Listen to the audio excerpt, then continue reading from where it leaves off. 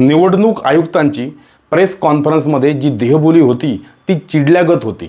एखादा प्रवक्ता जसा पक्षाची बाजू मांडतो तसे निवडणूक आयुक्त भाजपची बाजू मांडत आहे की काय असे वाटत होते।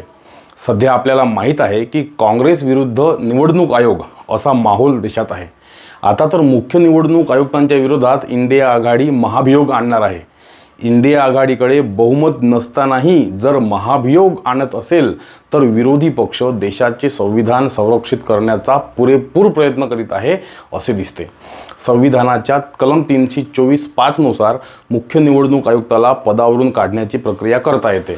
मुख्य निवडणूक आयुक्तावर महाभियोग खटला सुरू करण्यासाठी विरोधी पक्षाकडे लोकसभेत 100 आणि राज्यसभेत किमान 50 खासदार असावे लागते।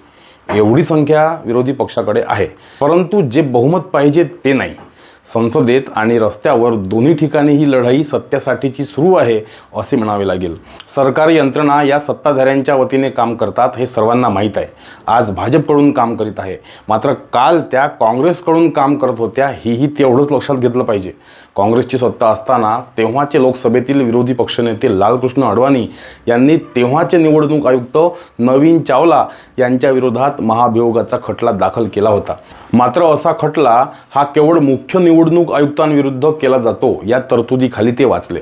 नंतर मुख्य निवडणूक आयुक्त गोपालस्वामी यांनी नवीन चावला यांना काढण्याची प्रक्रिया केली होती, तरीही राष्ट्रपती प्रतिभाताई पाटील यांच्या माध्यमातून काँग्रेसने त्यांना वाचवलंच।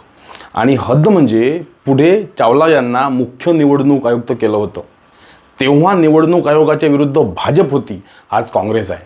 म्हणजे जशी तेव्हा निवडणूक आयोगाविरुद्ध भाजपची लढाई ही खरी होती, जनतेची लढाई होती, तशीच आज राहुल गांधींची लढाई सुद्धा जनतेची लढाई आहे, खरी आहे असे म्हणावे लागेल।